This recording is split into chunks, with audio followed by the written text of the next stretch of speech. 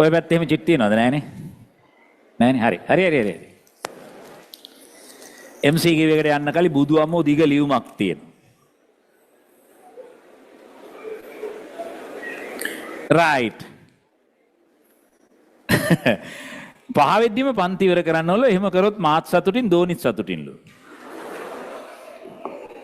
අනේ මන්දයිද. ඔය ගැන මට ඉතා කෙටි කතාවක් කියන්න දෙන්නේ.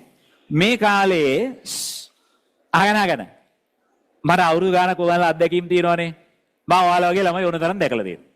ඔය O level කාලේ ඔය විවිධ සම්බන්ධතා ඇති කරගන්නවනේ. ඒක සාමාන්‍යයි. මතක තියාගන්න. තමුසලගේ වයසේ ළමෙක් තමුසලගේ වයසෙම පිරිමි ළමෙක් ගෑනු ළමෙක් අතර සම්බන්ධතාවයක් ඇතිවීම ඒක හරිම සාමාන්‍ය සිද්ධියක්. ඒක හරිම සාමාන්‍ය සිද්ධියක් මම දන්න තරමට. හරිද? අසාමාන්‍ය සිද්ධියක් නෙමේ.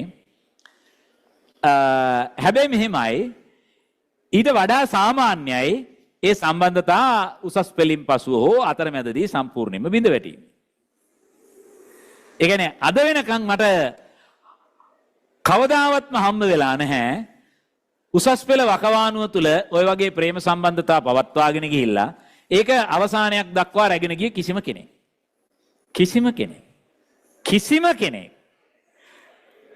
හරිද? ඔය වගේ ප්‍රේම සම්බන්ධතා අරවා මේ ඔය දෝනි කතන්දර අපි දැකලා තියෙනවා ළමයින්ගේ තියෙනවා. හරි. හැබැයි හොඳට මතක තියාගන්න ඕක ඉවර වෙනවාම තමයි. right. ආයේ කතා දෙකක් නැත.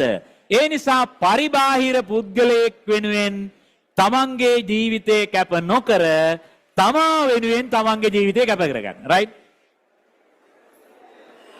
මම මේ කියන කතාව බොරුද කියලා ඔයාලා අමිලසයකින් අහලා බලන්න.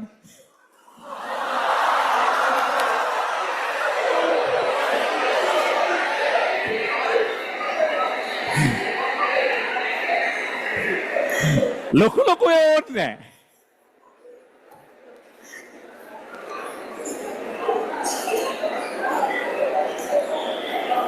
right. දැන් අපි යනවා පළවෙනි ප්‍රශ්නයේ සිට ඉදිරියට. දෙවෙනි එක අයියෝ ළමයි ඕනම දෙයක් ඕනට ගන්න එපා. ආතල් කියන ඒවා ලෝකේ ඕන තරම් තියෙනවා.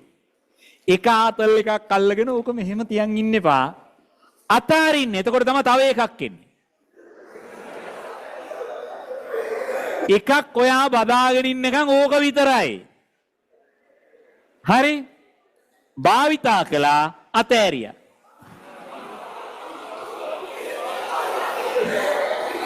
මොනවද? ඕනම දෙයක් කන්සියුම් කරන්න තමයි මේ ලෝකේ තියෙන්නේ. right.